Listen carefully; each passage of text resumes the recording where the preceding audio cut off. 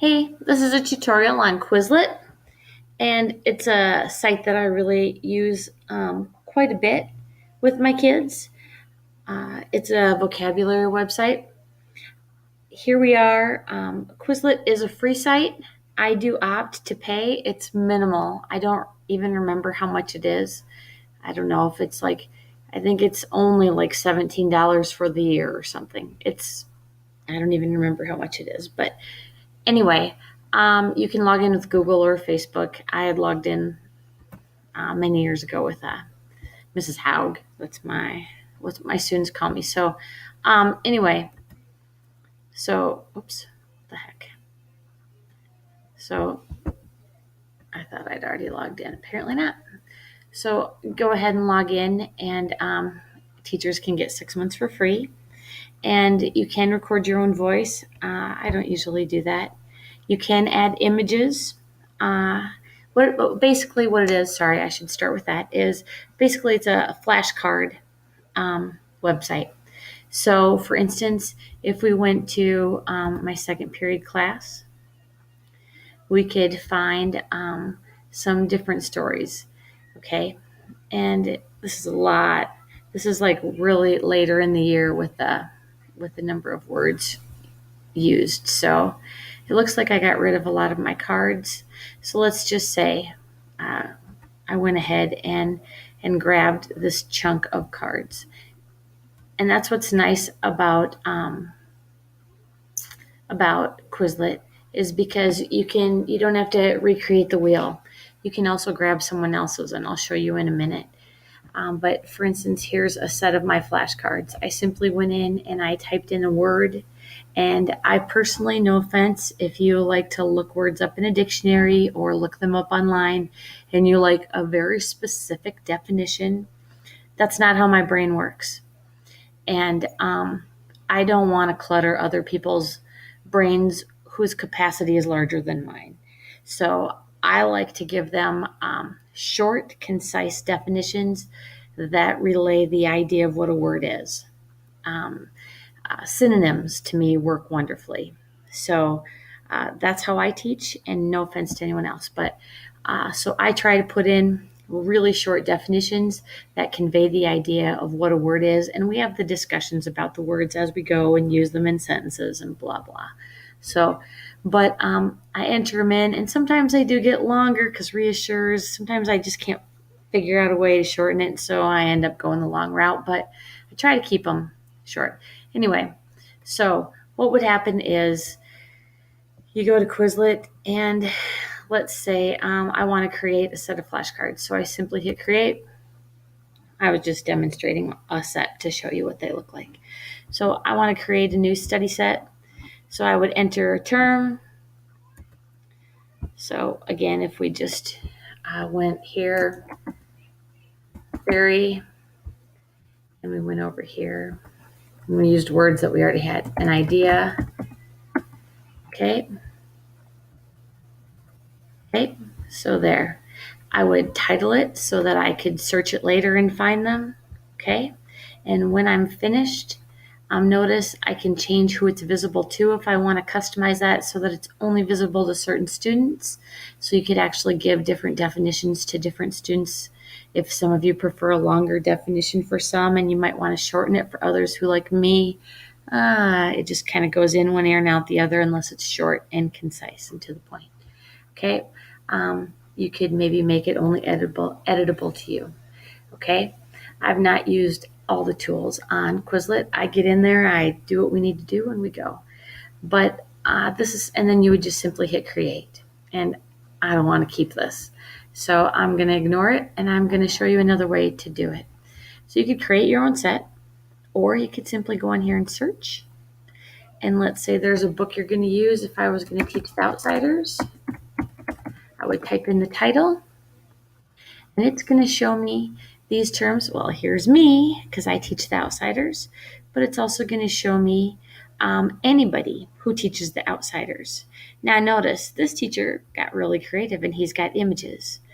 And I did think it was really cool to add images until what I use it for is we have a lot of fun with it, and maybe these teachers do too. But I'm going to show you how I use it kind of because I like to game. So I would go ahead and if I were to look at my study sets, okay, that's where we're at, sorry. If I look at classes, it's just going to show me my classes. Oh, no, I guess not. It shows me all these other classes. Goodness sakes. I don't usually do that. So I guess it's because I'm still searching. I get rid of that. I'm like, it's never showed me that before. So if I look at my study sets, for example, and I can look at any of my periods here. But let's just say I grab this book, Pay It Forward, and that's my second set.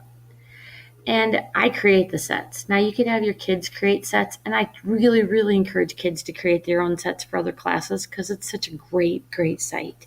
But here's what happens. They go in, they make their sites, okay? They can have it read to them.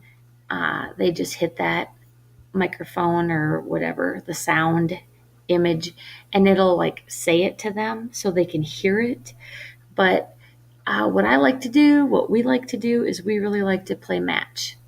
And so if they want to play when they're ready, when they know their words, here's what they're going to see. They're going to start a game and they're going to get a minute.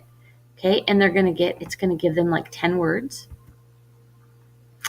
and definitions. And gosh darn, having swollen joints. Oh my gosh, I can't even find the word. Childish and snotty. That would be petulant. So they're going to go like that. Okay. Swollen joints. There we go. So what we do is we just continually go and muted. Let's see. Anyway, so, oh my gosh, I can't even find these words. Anyway, they're getting timed. And when this is done, when they do have it all matched at the very end, it's going to put them in order. And they're placed in order. And so I like to go in here and I like to do it first while I have no competition. So I'm in first place.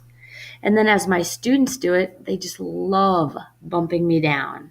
So they're like, so we kind of shout out a little bit. We're a little rude, but so be it because we're having fun with vocabulary. Okay. There are worse things in the world. So I might be like, oh, who's in first still? And then the kids will be like, how? Take that. Oh, how? Did you see you were in third? And so, we're not necessarily gracious to one another, but it's pretty fun. The only thing with gravity is they have to be able to spell. And I personally feel like God grants people the ability to spell or he doesn't. And it's not a bad thing to not be able to spell because that's what spell check's for. And that's why things read to you nowadays. So you can get started and it'll give you a definition and the words come down. And I thought, gosh, that's going to be really easy. Kind of like Space Invaders from back in the day. But oh my goodness, they start coming down and chased. I don't remember what the word is. But if that's what you put in, and you get it wrong, it makes you go ahead and redo it soon after. So you're going to see what happens if I get it wrong. Okay. I get it wrong and nothing happens. It keeps going. Oh, but now it tells me chased. The answer was simple, non-romantic. Okay. So it corrects me as you go. So it's kind of fun, but if you know the definitions and you can't spell, then it's no fun at all. Believe me. The best thing in the world that we do is Quizlet Live. And you have to have a paid subscription to do that. But that's where if I click live, it'll tell me, it'll give me a code. I can hit create a game. The kids put this code in. As soon as everybody has the code in, the computer will randomly assign them teams. They sit next to their team and boom, the words just come at them and it's like a contest. And on the projector, it shows like the zebras, the giraffes, the elephants, and it shows how they're progressing to, I don't remember if it's 10 or 12. And so they can see how fast they're going and they're collaborating and they're working together and they're like, okay, who has chased? Who has chased? That's chased. Who has it? And so they're like, go. But if they get one wrong, then it knocks the whole team back to 0. So they really have to work together. And the thing that I forgot to show you was test. Now, this is something that they can do to practice. So what they can do is when they test, they can click on options. And I usually let my kids choose because it's just for practice. But I might say, okay, by the end of the period, guys, you have all period to study. And you can study with people, you can study alone, you can study out loud, you can study silently. You have to use at least 2 types of questions, and almost always they'll get rid of written and they'll get rid of matching, because multiple choice and true and false, you have a much better chance of getting them correct. If there are 41 questions, that's a lot. So I usually make them do, like, I don't know, 25. 25 or 30s usually are my numbers. And they'll go ahead and they'll be tested on those questions. And so all they have to hit is create a new test. Boom. Their test shows up. They just busy. They would go ahead and hit preoccupied.